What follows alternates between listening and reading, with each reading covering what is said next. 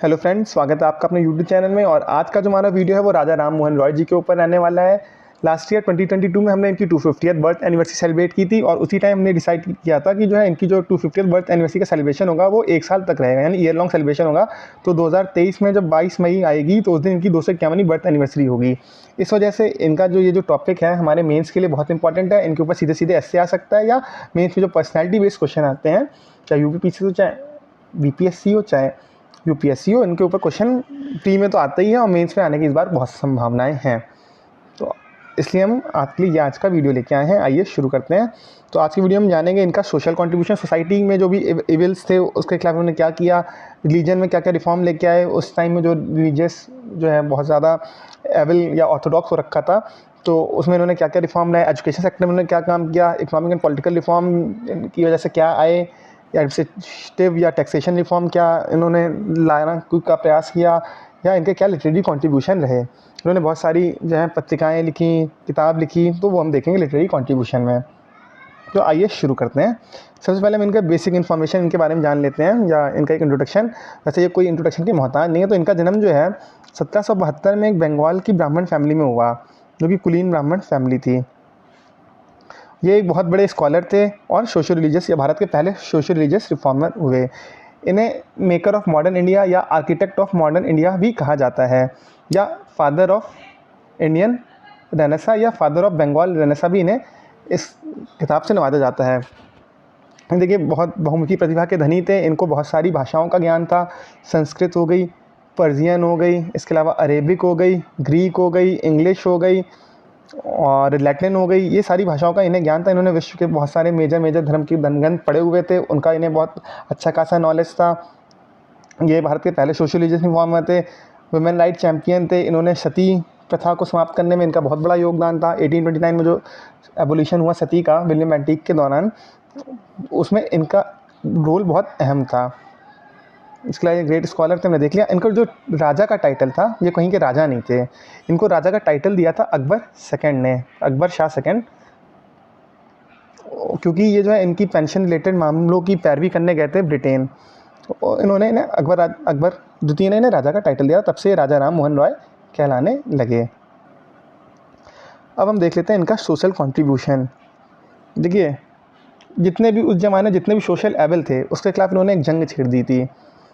तो उस टाइम जो है कुलीन, इनका जन्म कुलीन ब्राह्मण फैमिली में था। और कुलीनिज़म, उस टाइम कुलीन ब्राह्मण फैमिली में या जो भी कुलीन लोग थे, अपर कास्ट लोग थे, उनके यहाँ भी बहुत ज़्यादा सोशल लेवल था। सबसे पहले पॉलीगैमी, बहुविवाह, एक आदमी एक से अधिक विवाह कर रहा है। इसके अलावा दहेज प्रथा, डाउरी उस ज़माने में बहुत ज़्यादा थी, और इसी वजह से लोग बच्ची पैदा भी करना पसंद करना नहीं करते थे। लड़की को जो है उसी टाइम से ही जो है बोझ समझा जा रहा था। गौरी दान, गौरी दान आपने सुना होगा। उस टाइम को चाइल्ड मैरिज को गौरी दान कहा जाता था। तो उस टाइम चाइल्ड मैरिज बहुत ज़्यादा प्रेवलेंट थी। इसके अलावा सती प्रथा, सती प्रथा शुरुआत में जब सती प्रथा आई तो वो उन्हें जो महिलाएं जिनके पति एक्सपायर कर जाते थे तो उनको चॉइस दिया जाता था कि आप सती बनना चाहती हैं या नहीं। लेकिन ये कुलीन घरों में जो है, अपर कास्ट में जो है, ये बाद के दिनों में ये मैंडेटरी हो गया। तो इनके साथ एक घटना घटी। हमारे राजा राम मोहन रॉय जी की जो भाभी थी, सिस्टर इन लॉ, वो उस टाइम मात्र 17 साल की आयु थी उनकी, और उनको जो है सती, उनके हस्बैंड की डेथ हो गई तो उन्हें सती प्रथा में उन्हें जलाया गया। तो इसका उनके ऊपर बहुत गहरी छाप पड़ी।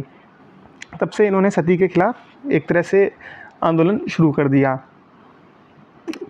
कुलीनिज़म, मैंने बताया आपको, जो कुलीन घराने थे उनमें जो है बहुत ज़्यादा हैं सोशल लेवल, सबसे ज़्यादा उन अपर कास्ट में ही था। जितनी भी बुराइयाँ थी, कुरीतियाँ थी, पॉलीगैमी, डाउरी, चाइल्ड मैरिज, सती, ये सारी चीज़ें। चैम्पियन ऑफ वुमेन राइट, इन्होंने विमेन एजुकेशन के लिए बहुत सारा काम किया। विमेन एजुकेशन, इन्होंने कहा कि विमेन एजुकेट होंगी तभी ये कुछ कर पाएंगी, अपने जीवन में चेंज बदलाव ला पाएंगी। इसके अलावा जो इनहेरिटेंस लॉ था, इनहेरिटेंस के लिए भी विमेन भी अपनी जो पुश्तैनी ज़मीनें हैं उसमें इनको इक्वल राइट मिले। इसके अलावा मैन के कंपैरेटिवली वुमेन को हर मामले में इक्वल राइट मिले, इक्वल सोशल स्टेटस मिले, इसके लिए भी इन्होंने काम किया। एजुकेशन एफर्ट, समाज में देखो इनका कहना था जितनी भी समाज में कुरीतियाँ हैं, अगर उसको हमें जड़ से मिटाना है तो उसके लिए जो एकमात्र टूल है वो है एजुकेशन। तो इसलिए एजुकेशन सेक्टर में उन्होंने बहुत सारे रिफॉर्म किए। इसके अलावा जितने भी ऑर्थोडॉक्स प्रिंसिपल थे, जो फंडामेंटलिज्म कह लीजिए, उनके खिलाफ इन्होंने जंग छेड़ी। तो ये इनका सोसाइटी को लेकर कंट्रीब्यूशन हो गया।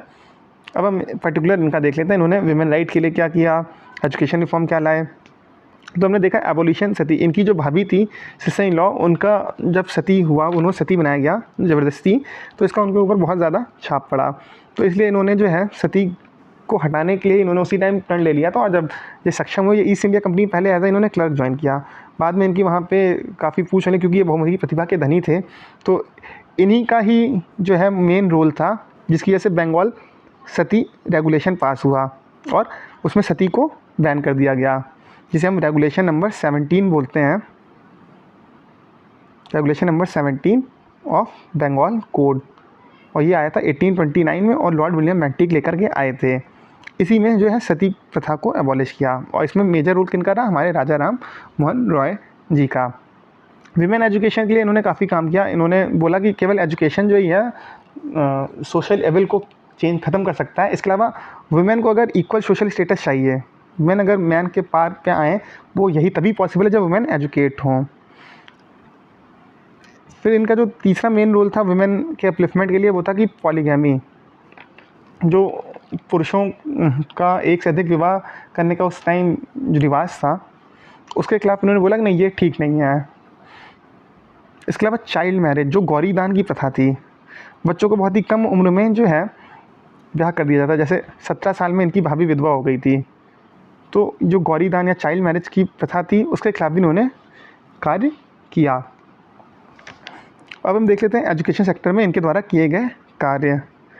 देखिए, सबसे पहले 1817 में इन्होंने एक हिंदू कॉलेज की स्थापना की, जहाँ पे इन्होंने कहा कि जो मॉडर्न एजुकेशन यहाँ पे बहुत ज़्यादा ज़रूरी है। और ये इन्होंने मिलकर किया था डेविड हेयर के साथ। डेविड हेयर जो है स्वयं जो इंडिया में आए थे, तो एक उनकी एक शॉप थी घड़ी की। तो घड़ी की शॉप भी, वहाँ पे कई सारे लोग आते थे, वो इनसे डिस्कशन करते थे कि तो इंडिया के लिए मॉडर्न एजुकेशन कितनी ज़रूरी है कि नहीं है। तो इसी से कई सारे लोगों के साथ उन्होंने चर्चा की। तो उस टाइम जो है आत्मीय सभा के थे एक मुखर्जी, बाबू बुद्धिनाथ मुखर्जी जो थे, वो उनकी दुकान पे आए हुए थे। उनके साथ उन्होंने डिस्कशन किया। तो इन्होंने जो है उस टाइम के जो जब भी कुलीन व्यक्ति थे, उस टाइम जो वहाँ पे चीफ जस्टिस थे आपके कलकत्ता हाई कोर्ट में, सुप्रीम कोर्ट में, तो उनसे उन्होंने बात की। तो इसी को लेकर के एक हिंदू कॉलेज की स्थापना हुई। तो हिंदू कॉलेज यही चल के बाद में जो है प्रेसिडेंसी कॉलेज बना, प्रेसिडेंसी कॉलेज कलकत्ता। तो इसकी स्थापना की ताकि यहाँ पे मॉडर्न एजुकेशन हो। यहाँ पे मॉडर्न एजुकेशन, इंग्लिश की एजुकेशन की बात, बेसिकली ज़्यादातर इंग्लिश एजुकेशन को प्रमोशन दिया गया। उसके बाद 1822 में जो है 1817 के बाद 1822 में एंग्लो हिंदू स्कूल की बात हुई। इसमें भी, इसकी स्थापना में भी राजा राम मोहन रॉय जी का बहुत बड़ा योगदान था। और यहाँ पे जो है बच्चों को वॉल्टेयर की फ़िलॉसफी है ना, फ़िलॉसफी पढ़ाने पे ज़्यादा जोर रहा। इसके अलावा वहाँ पे मैकेनिक्स, फिज़िक्स, ये सारे सब्जेक्ट भी बच्चों को पढ़ाए जाने लगे ताकि उनका ब्रेन डेवलप हो मॉडर्न थॉट्स के साथ। इसके बाद 1825 में जो है वेदांत कॉलेज, और वेदांत कॉलेज में जो है इंडियन लर्निंग, जो ऐसा तो है नहीं कि इंडिया की जो पढ़ाई थी उस टाइम बहुत पिछड़ी थी, वेदांत में हम बहुत आगे थे। तो इसलिए उन्होंने वेदांत कॉलेज की स्थापना की। वहाँ पे इंडियन लर्निंग को इन्होंने वेस्टर्न जो साइंस थी, सोशल साइंस थी, उसके साथ मिला करके वहाँ पे करिकुलम रखा। फिज़िकल साइंस हो गई, तो इससे ताकि बच्चों में भारतीयता भी रहे और जो है जो भी अच्छी अच्छी चीज़ें हैं वो हमारे बच्चों में आएँ। इसके बाद अलेक्जेंडर डफ के साथ मिलकर के उन्होंने जनरल असेंबली इंस्टीट्यूशन की स्थापना की। और यही जनरल असेंबली इंस्टीट्यूशन आगे चल के क्राइस्ट स्कॉटिश चर्च कॉलेज बना। तो एजुकेशन सेक्टर में इनके ये महत्वपूर्ण कार्य रहे। फिर हम देख लेते हैं रिलीजियस सेक्टर में जो है हमारे राजा राम मोहन रॉय जी ने क्या क्या किया।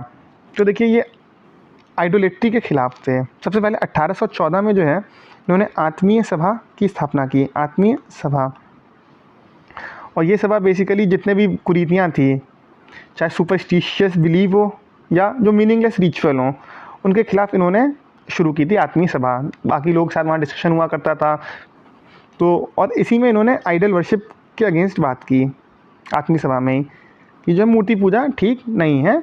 और इसके अलावा इन्होंने क्रिश्चियनिटी को भी क्रिटिसाइज़ किया। है ना, जो उन्होंने ये जो क्राइस्ट जो हैं, जीसस क्राइस्ट जिनको लोग भगवान मानते हैं, उन्होंने रिजेक्ट कर दिया कि नहीं ये भगवान नहीं है। इसके अलावा इन्होंने परसेप्ट ऑफ जीसस में जो किताब लिखी, उसमें इन्होंने जो मोरल और फिलोसफिकल थॉट्स थे न्यू टेस्टामेंट के, जो क्रिश्चियनिटी काफ़ी इंपॉर्टेंट बुक है, उसको उन्होंने सेपरेट किया, जो है मोरल और फिलोसॉफिकल थॉट उन्हें अलग किया और उसी के थ्रू इन्हें बताया। फिर जो है इन्होंने एक तोहफ़ात उल मुहद्दीन नामक किताब लिखी, जिसको a gift to deists, मतलब जो एक तरह से इन्होंने जो इरेशनल प्रैक्टिसेस थी या मोनोथिसिज्म की बात की, इन्होंने इरेशनल प्रैक्टिसेस को हटाने की बात की और जो है सिंगल गॉड की बात की इन्होंने। तो ये सब चला आपका आत्मीय सभा में। इसके बाद इन्होंने कलकत्ता 1821 में जो है कलकत्ता यूनिटेरियन कमेटी बनाई। इसमें जो है वहाँ के जो विलियम एडम्स थे, एशियाटिक सोसाइटी वाले विलियम एडम्स, और भी जो संभ्रांत लोग थे, जैसे जो वहाँ के प्रोमिनेंट ब्राह्मण थे, है ना, जो मोनोथिज्म को सपोर्ट करते थे या रिलीजियस सोशल रिफॉर्म की बात करते थे, उनको मिलकर के इन्होंने एक कमेटी बनाई और उस पर चर्चा वर्चा की और जो भी कुरीतियाँ थी उनको दूर करने का प्रयास किया। 1828 में इन्होंने ब्रह्मो सभा बनाई। इसमें बहुत सारे लोग थे, जैसे देवेंद्रनाथ टैगोर, जो रविन्द्रनाथ टैगोर के पिताजी थे। इसके अलावा जो है बाद में इसमें केशव चंद्र सेन भी जुड़ जाते हैं, केशव चंद्र सेन। और बाद में ब्रह्मो समाज टूटता है आपका आदि ब्रह्मो समाज में और साधारण ब्रह्मो समाज में, और फिर बाद में जो है ब्रह्मो समाज ऑफ इंडिया बन जाता है। तो इन सब ऑर्गेनाइजेशन की मदद से इन्होंने समाज में जो कुरीतियाँ व्याप्ति, कास्टिज्म, रिजिडिटी, ये सारी चीज़ें थी, उसके खिलाफ इन्होंने कार्य किया। इसके अलावा प्रीस्टहुड को इन्होंने सपोर्ट कभी नहीं किया, इसके अगेंस्ट इन्होंने बातें कहीं। हमेशा ये बोलते थे कि जो है ये मीनिंगलेस रिचुअल और सेक्रीफाइस हैं, उनको लोगों को नहीं करना चाहिए।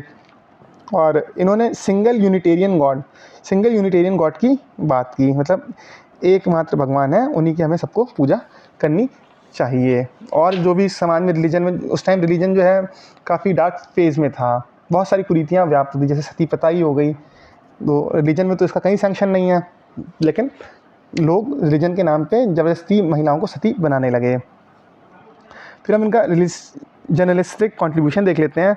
सबसे पहले उन्होंने प्रेस फ्रीडम के लिए बहुत ज़्यादा कार्य किया। इन्होंने हमेशा जो पॉलिसीज़ दी गवर्नमेंट की, जो रेस्ट्रिक्शन ऑफ प्रेस फ्रीडम, पहले क्या होता था कि जो भी आपको पेपर रिलीज़ करना या किताब रिलीज़ करनी हो, उसका पहले जो है गवर्नमेंट एक बार देखेगी, जो भी न्यूज़ एंड आर्टिकल को गवर्नमेंट उसे अप्रूव करेगी, उसके बाद ही वो पब्लिश हो सकता है। तो इसके खिलाफ इन्होंने आवाज़ उठाई। फिर इन्होंने बोला कि इन्होंने जो प्रेस फ्रीडम के जो भी मूवमेंट हो रहे थे उनको उन्होंने सपोर्ट किया।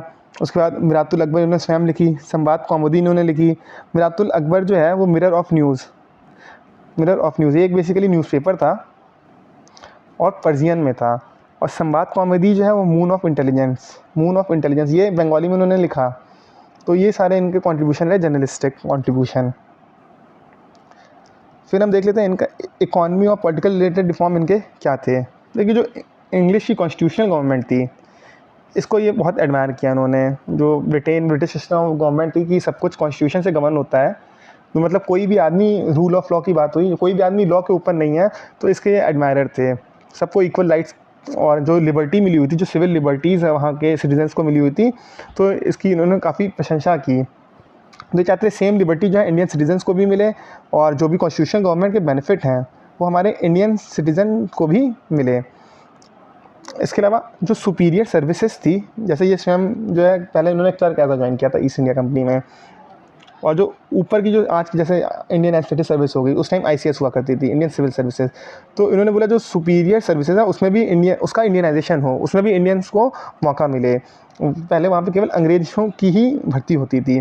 तो इस मामले में उन्होंने इक्वालिटी की डिमांड करते हुए बोला कि जो सुपीरियर सर्विसेज में भी जो है इंडियंस को मौका मिले और उन्हें इंग्लिश के बराबर एज अ पार्ट ट्रीट किया जाए। इसके अलावा जो है मॉन्टेस्क्यू का जो था आपका separation of executive and judiciary and legislature, तो उसकी भी इन्होंने बोला कि ये डिमांड इंडिया में भी ऐसा होना चाहिए, जो जुडिशरी और एग्जीक्यूटिव्स हैं उनका सेपरेशन होना चाहिए। ऐसा नहीं कि जो एग्जीक्यूटिव वही जुडिशरी का काम कर रहा है। तो इस तरह से तो वो कभी भी जो जुडिशरी और एग्जीक्यूटिव वाले लोगों को, अगर मान लीजिए किसी वो गलत काम में आते भी हैं, संलिप्त भी होते हैं, तो उन पर एक्शन नहीं लेगी। तो इसलिए उन्होंने बोला कि इसका सेपरेशन बहुत ज़्यादा ज़रूरी है। फिर देखते हैं इनका टैक्सेशन रिफॉर्म। देखिए, सबसे पहले तो इन्होंने बोला जो वहाँ पे बंगाल में जो जमींदार थे, है ना, जो बंगाल में जो जमींदारी थी वो बहुत ज़्यादा ऑप्रेसिव नेचर की थी। तो उन्होंने सबसे जो उन्हें कंडेम किया, जो भी ऑपरेशन वहाँ पे जो है फार्मर्स का हो रहा था, ज़मींदारों द्वारा, तो उसका उन्होंने ऑप्रेशन किया। फिर उन्होंने बात की जो एक मिनिमम रेंट तो फिक्स किया जाए और उसे मिनिमम रखा जाए ताकि जो है लोगों को कष्ट ना हो। फिर टैक्स फ्री लैंड्स, पहले जो ज़माने में जो टैक्स फ्री लैंड थी उन पे उन्होंने बात की, जो उस पर बाद में ईस्ट इंडिया कंपनी ने टैक्स लगाना शुरू कर दिया। तो उन्होंने डिमांड रखी कि जो टैक्स फ्री लैंड है कि एटलीस्ट उनको टैक्स फ्री रखा जाए। जैसे मान लीजिए कोई सेवा आश्रम है, उसके पास टैक्स फ्री लैंड है, तो वो ऑलरेडी पब्लिक वर्क कर रहा है, सोशल वर्क कर रहा है, तो उसके ऊपर ईस्ट इंडिया कंपनी के लोगों ने टैक्स लगाना शुरू कर दिया। तो उन्होंने इसकी डिमांड की कि उसको टैक्स फ्री लैंड जो है उन पर जो टैक्स हटा दिया जाए। इसके अलावा जो इंडिया की जो आपके प्रोडक्ट्स हैं उसे एक्सपोर्ट करने में काफ़ी ज़्यादा ड्यूटी लग रही थी, तो उन्होंने डिमांड किया कि ये सब ड्यूटीज़ को रिड्यूस किया जाए या हटा दिया जाए। तो ये हो गया टैक्सेशन रिफॉर्म। अब इनका लिटरेरी कॉन्ट्रीब्यूशन देख लेते हैं। सबसे पहले उन्होंने एक ब्राह्मणिकल मैगजीन लिखी 1821 में। इसके बाद जो है बंगाली वीकली थी संबाद कौमुदी, है ना, संबाद कौमुदी मून ऑफ इंटेलिजेंस। इसके अलावा मिरातुल अकबर एक पर्शियन जनरल था, जो मिरातुल अकबर यानी मिरर ऑफ न्यूज़। इसके बाद तोहफ़ात उल मुहिद्दीन गिफ्ट ऑफ थीस डाई ईस्ट। इसके अलावा इन्होंने वेदांत ग्रंथ वेदांत गाथा लिखी, जो कि वेदांत सार का ट्रांसलेशन था। इसके अलावा केनोपनिषद, ईशोपनिषद, कठोपनिषद, ये सारी भाषाएं, ये सारे ग्रंथ इन्होंने जो अपनी भाषाएं बंगाली में लिखी। अब देखिए इनकी एज ए लेगेसी देखें तो जो मॉडर्न इंडिया का आर्किटेक्ट हो या फादर ऑफ इंडियन रेनेसा हो, तो उसकी लेगेसी तो आज भी कंटिन्यू कर ही रही है। आज 250 साल बाद भी अभी भी समाज में बहुत सारी कुरीतियाँ हैं, दहेज प्रथा अभी भी ख़त्म नहीं हुई। तो इनका आज भी ये इतने ही ज़्यादा कह सकते हैं इम्पॉर्टेंट है इनके थॉट्स। इन्होंने जो education as a medium of reform बोला, ये आज भी उतना ही इम्पॉर्टेंट है। और उन्होंने बोला कि जो सोशल रिफॉर्म लाने हैं वो हमें एजुकेशन के थ्रू ही लाने हैं, और उसी के थ्रू आएंगे तभी वो लॉन्ग लास्टिंग रहेंगे। इसके अलावा इन्होंने अपने एज के काफ़ी आगे थे, और इन्होंने जो है उसका सिग्निफिकेंस जो मॉडर्न एज का बहुत जल्दी रियलाइज़ कर लिया था। इसी वजह से इन्होंने इंग्लिश एजुकेशन, वेस्टर्न एजुकेशन और वेदांत से जो अच्छी चीज़ें थी उन सब में इन्होंने एक तरह से उसका एमलगमेशन करके जो है एजुकेशन पे इन्होंने जोर दिया, उस टाइप की एजुकेशन जिसमें साइंस भी हो, फिलॉसफी भी हो, सोशल साइंसेज भी हो। इसके अलावा स्पिरिट ऑफ कोऑपरेशन, इन्होंने जो है ब्रदरहुड की बात की, है ना, और इंटरडिपेंडेंस की बात की, जो है लोगों में भी हो और नेशंस में भी हो। जो कोऑपरेशन हो वो नेशंस में भी हो और इंडिविजुअल में भी हो, और ब्रदरहुड रहे, तभी लोग या समाज तरक्की करेगा, तभी देश तरक्की करेगा। इसके अलावा मदर टंग के प्रमोशन में इनका बहुत बड़ा योगदान रहा। इन्होंने बंगाली एक तरह से एक गौड़ी व्याकरण लिखा, जो कि आपका बंगाली लैंग्वेज के लिए इन्होंने काफ़ी इम्पोर्टेंट था, और उसी के थ्रू इन्होंने मदर टंग को प्रमोट किया। आज भी देखिए गवर्नमेंट जो है मदर टंग को प्रमोट कर रही है, करिए इनिशियल एजुकेशन हो चाइल्ड की वो मदर टंग में ही हो। इसके अलावा उनके फुटप्रिंट्स आज भी हमें दिख जाते हैं। जो रविन्द्रनाथ टैगोर जी हैं या बंकिम चंद्र चटर्जी हैं, इन सब ने इन्हीं के ही फुटप्रिंट्स जो है फॉलो किए। तो ये इनका कंट्रीब्यूशन होगा, ये इनकी लेगेसी हो गई। आपको वीडियो कैसा लगा आप प्लीज़ कमेंट करके बताएं, और लाइक करें, शेयर करें, हम सब्सक्राइब करना ना भूलें। Thank you and have a nice day.